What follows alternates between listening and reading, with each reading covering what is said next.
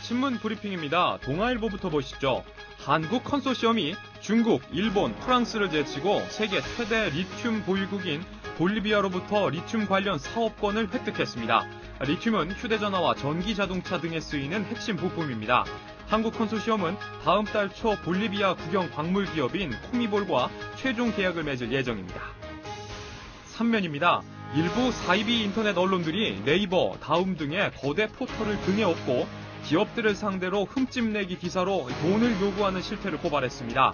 통제받지 않는 공룡이 돼버린 포털에 마땅한 책임을 지워야 한다는 지적이 나오고 있습니다. 조선일보입니다. 중국 지린성에 위치하는 안중근 의사의 유적지를 다녀온 르포 기사입니다. 이토 히로부미를 저격하기 직전까지 안 의사가 머물렀던 집은 부뚜막이 무너져 내렸고 유적 안내판은 사라진 채 잡초만 무성했습니다. 정부의 무관심 속에 나라 망신이다 라는 방명록이 남겨져 있었습니다. 같은 신문 4면입니다. 19대 국회의원 300명 중 변호사, 교수, 사회이사 등을 겸직하면서 세비 외에 따로 보수를 받는 투자부위원이 25명인 것으로 조사됐습니다. 국회의원이 변호사나 교수 등을 겸직하는 것은 현행법에 적촉되지는 않지만 한 달에 1,000만 원의 세비를 받으면서 겸직을 하는 것에 대해 정치권에선 자성의 목소리가 나오고 있습니다. 새누리당은 겸직 금지법을 추진한다는 방침입니다. 중앙일보입니다.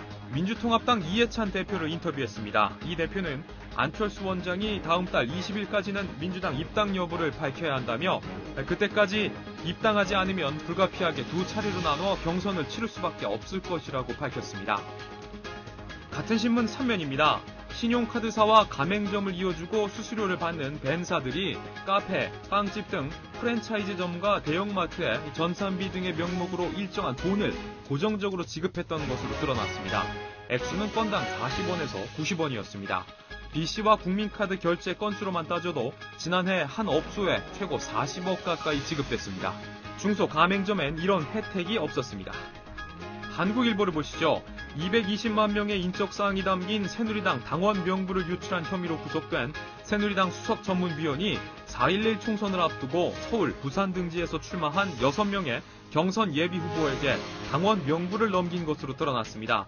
당원 명부 유출이 실제 선거에 영향을 주었을 가능성이 높아 파문은 커질 전망입니다.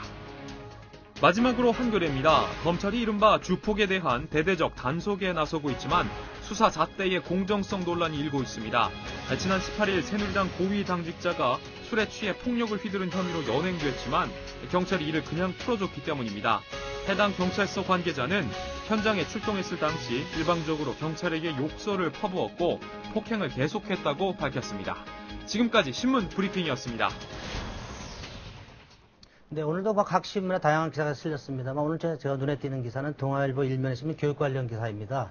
체벌보다 무서운 건 선생님의 무관심, 차라리 때려주세요라는 그 제목의 기사인데요. 학교폭력 가해 학생들이 이주호 교육과학기술부 장관한테 쓴소리를 했다고 합니다.